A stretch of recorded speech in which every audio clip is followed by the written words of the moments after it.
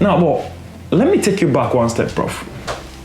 So we know that one thing we need to do is know ourselves, which is a challenge. But the society we live in has put us in box. That so much so that a lot of our youth and young generation today don't have a clue who they are. And of course, you come to a certain point in your life where you no longer feel comfortable in that box. All of a sudden, you're having midlife crisis. You're feeling like, oh, my life is worthless because you're no longer moving with the ships. Some people have just continued in that box and you feel like you're left behind. How do we provide advice to the young generation who are just being groomed into that to learn to break out of that stereotype, that boxing, and begin to find their uniqueness?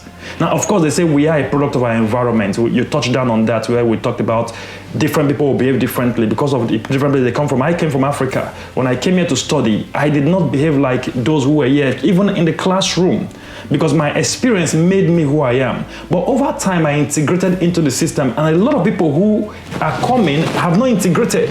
It takes a while. So what would be your advice to people who doesn't fit in, who wants to find themselves? I mean, the first thing is what you just said. First of all, recognize that you are in a box. We're all in a box of our own making. The box is, in the end, we make that box by our perception of what is coming from the outside. Of course, the world gives us a lot of help in forming our perceptions. I'm not saying more than help. more than enough help. So first of all, you have to take personal responsibility for whichever box that you're in. And what I like about what you're saying is this isn't about anything other than everybody. Everybody does this, and you know, depending on how you construct your own box. So first of all, yes, we're all in a box. First thing is just to try to understand how that is. But what I think from the point of view of people trying to help people to expand their boxes, because you'll still be in a box, but let's just hope it's a bigger box. Yeah. So how do we do that? First of all, we all as educators have to know everybody's in a box. We have to be listening to people talking about their box, and when we get a chance to say, you know, there's this, I can inch your box out, because nobody's box changes size fast. And as you say, you spent some time expanding. Your thing. And the other thing is, don't be hostile to the different. And I think people don't like change. I can give you examples. We've had and UK universities are full of people from China, and the Chinese students can spend all their time just with each other, and they get to the end of 3 years and their English has hardly improved at all. Yeah. And you think to yourself, this isn't the question of blaming you for this. You just missed an opportunity. You missed an opportunity, but probably you were afraid.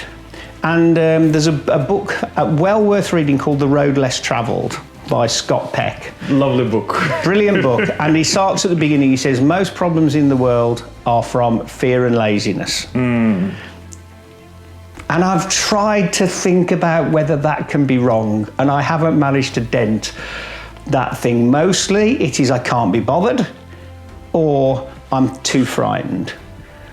And I can't affect change because of one of those two things. And I think the thing is,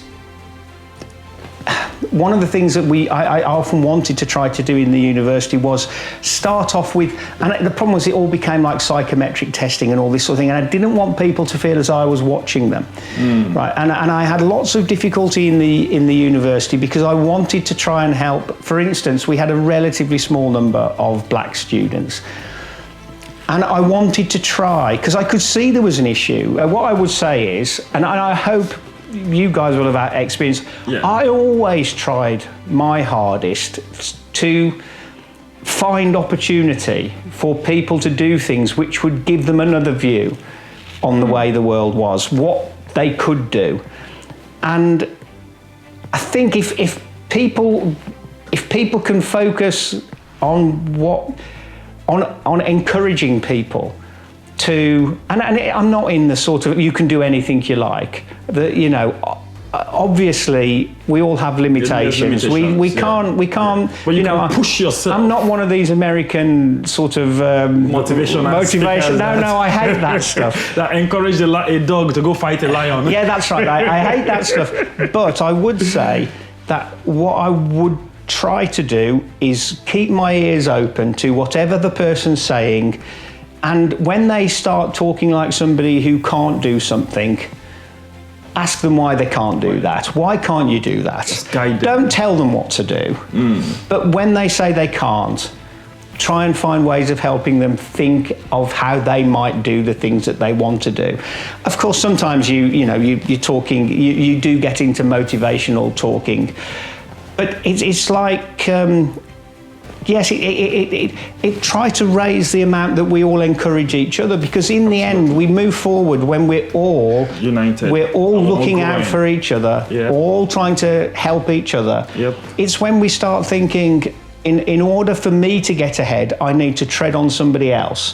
That's the thing which causes the difficulty. Someone said, if you want to run fast, run alone, but if you want to run far, run with a group. Yes.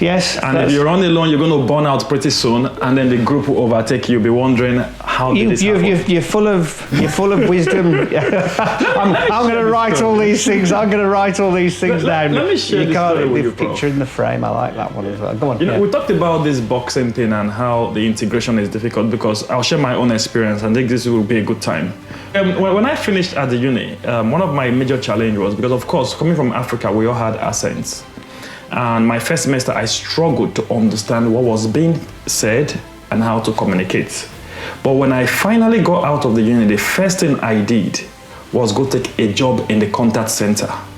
I had to face my fear. And I promise you, for the first few months, they were marking me down. I was losing my bonus because I was having incidents. In fact, as a matter of fact, one customer told me over the phone, "Can I speak to someone who speaks English?" I don't speak English. You see, but after those first few months of my struggle, it was like a stepping stone. I began flying. And you're right, the book we talked about, The Road Less Traveled, he's right in that book. A lot of the issue is fear. We find a way to discourage ourselves and say we can't do it. We just want to stay in our comfort zone. And the truth, growth doesn't come from being in your comfort zone. But when you push yourself and find your limits, you start finding, okay, this is my limit here, but there's a little crack here. I can expand 1 inch here. And before you know, you've expanded your box. And before you know it, your box is getting bigger, and everybody looks at you like, oh, he's living such an amazing life. But you're doing the work gradually, and it's painful. Again, if you've just joined us, we've been speaking with Professor Jeremy, my head of department in one of the major universities here in the UK. Prof, I know we've taken a lot of your time, and I really appreciate it. If you have one piece of advice for the younger generation, now considering your years of experience, academia and everything, let me put it this way, if you could rewind your life back to your teens or your 20s, what would you do differently? What would be your advice to people within that age range? I think what I would say is, it's back to what you say, is things will be okay. Don't be afraid. Things will be okay. Because at the end of the day, weirdly, the sun rose, the sun set, the day got to its end. Don't be afraid, because, and I have to tell you, I'm still afraid. Every day I'm still afraid, and I can feel it in me. Here. But I know plenty of people who they are unafraid. They're naturally unafraid. I'm naturally, it's a strange conflict. I'm a risk taker who's naturally afraid. So I'm continually in tension with myself. But I think if I every day I have to tell myself, there's no need to be afraid. There really is no need. Everything is like, look at, you're in my house. I've got a lovely house. I've got a lovely family. Brilliant. I've got lovely friends. Brilliant. What do I have to be afraid of? There's a book that says, feel the fear, but do it anyway. Yes, that's right. That's right. Well, Tony Adams, because he struggled with alcoholism and this sort of thing. He said, and it's another piece of advice I'd say, is he said, go into every tackle like it's the most important thing, understanding that it doesn't matter at all. And I think that the idea that actually, in cosmic terms, nothing matters. From Mars, nobody can see what I'm doing. It doesn't matter. It doesn't matter. But do it with every ounce of, take pride. Everything depends on this. Take pride in what you do. Don't do it half-heartedly. Commit yourself to what it is that you believe in, and try to follow that thing. Of course, you said one piece of advice, but you know, it's the Hippocratic Oath. Is what doctors say. First of all, do no harm, because the problem is that you know, that my freedom to swing my fist ends at the end of your nose. I like that one. Yeah. So the thing is that you know, and I think all the time, people are hurting each other, and you don't take hurt if you don't really have to. Don't be assuming somebody's trying to hurt you unless they make it absolutely clear that they're trying to do that. Because they're just seeking their own happiness, and it's just what's the right word? A coincidence that that's right. Hits part your part. Yes, as I say, you're an accident in other people's lives. And I know it sounds bad. People don't care about you that much to try and hurt you on purpose. Usually, you got hurt because it was an accident for them. And when people say things, it says more about them than it ever says about you. What you say, right? What you say says something about you. That's all. That's all. You are you. That what they say about you is about them. So you know, all of these things are. It's difficult because the world is so noisy, and with social media, young people of today have got a much more significant challenge in keeping the noise at bay. Yeah. And I think we people who are, you know, further down the road, hopefully have some way of helping them negotiate all of that. Absolutely. So hopefully age brings wisdom. I'm not completely convinced it does, because I see a lot of people my age, like in government or whatever, you'd think, did they ever learn anything in their lives? But hopefully, you know, humility and sort of humility in the face of the infinite, I would call it. We know nothing compared to what there is to know. And we should remember that we know almost nothing about anything. And all we really know is the stuff that comes in through our eyes and ears and whatever. So, you know, try to be humble. Not that, you know, other people would say, well, that's good coming from you. You're one of the most loud-mouthed, opinionated, blah, blah, blah people. But hopefully people would say it came from a good place. You know, I don't mean to hurt anybody. Mainly, occasionally, I've obviously people get you annoyed, so you strike. A lot of time, people just pick offense on things that, you know, I'm like, there is the offense sitting there. You went there to pick it. The person may have just said something. You decide to pick it and make it personal to yourself. So why are you looking for who to make their life miserable when you decide to make yours miserable? And we live in a world where people find it easier, or they feel like it's easier to make others miserable than to make themselves happy like others. Yes, I completely. Well, as I say, it's much easier to destroy something than build it. To build. Much easier, and it's much easier to criticise an idea than have one. And you know, one of the things I would say is don't be afraid of your own ideas. Most of them will be rubbish. Honestly, I've had a million rubbish ideas, but if you don't have any, then you can't have a good one. I'll give you one.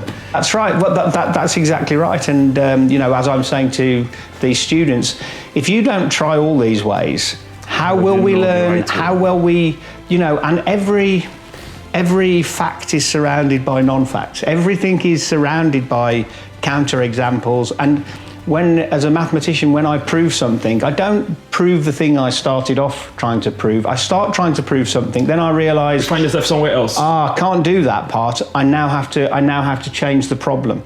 So slowly you work out, and the main thing is you must try to think about why your argument is wrong. Because if you can work out why it's wrong, you'll work out what's right. What's right. And you know, when you have an idea, so I mean, I can give you good examples. Prof. You get your sense. Go on. Sorry, you're gonna. I'm just going to stay on that one because I think that's key. Now, the reason we have a lot of conflict and disagreement is that a lot of people start from a point of why they are right. And when you're starting from why you're right, you have no place else to go. You're stuck there. So it doesn't matter what the other person is saying, but I'm right. And they're showing you the evidence, but I'm right. But if you can have the humility to start from a point of, okay, but this is why I could be wrong, then you have so many options, so many places to go, and you may come to the right conclusion. And that's the challenge we have. People are just like, but I'm right. Because they started off from the point of, I'm right. Yeah, absolutely. Well, I often thought that when we go into a debate, we should swap. I should swap places with you. I'm going to argue your case, you argue my case, and we'll see where we get. But it's... No, it's this interesting. I remember, when saying the best thing is to be the stupidest person in the room. That's the best thing. I'm lucky in the university. I continually go into rooms where I'm probably the stupidest person. How much can I learn in a room where I'm the stupidest? If I'm the cleverest person, I've got nothing to learn. I've got nothing to learn. And I know people. I know similar people.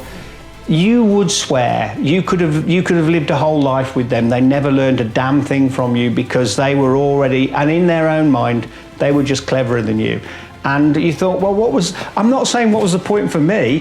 When I played squash repeatedly against this guy when I was in the university, who was like #1 in Cambridgeshire or something, I was getting better. He was going nowhere. He was just running around, I've got to have some sort of... His squash wasn't improving, but my squash was improving. You were learning. And that's what I would say to students, when you go to university, remember these people who you're interacting with, the academic people, are at the top of their tree. Don't treat them like teachers. Don't treat them like people who are going to tell you what to do. Treat them like people who are beacons for understanding the subject that you have gone to university for. But part of the problem is that the respect doesn't work that way. What it's come down to is our value is the information that we're giving. Our value is not our information. Information is cheap. We know it's on the internet. We are the value. You are the value. Not what you know, but who you are and how you approach the things that you approach. You watch the way people do things and you think, you know what? And when I see, for instance, there's some people you meet who can sit in a meeting, they'll listen to everything that everybody said, and at the end, they'll tell you what everybody said. And my jaw always drops when somebody who's a really able, a summariser of something that's happened. I can't do it because I'm always thinking about what people said. So they'll say something, I'll go, oh, that's interesting. And then I'm not listening to the next person. So I'm away with the fairies. The pitfalls of a thinker. That's right. So the thing is, of course, everybody has their thing. So I know there was a guy in the university who was absolutely brilliant, but he never came up with an idea because he was always too busy summarising, listening to what everybody else said, which was great.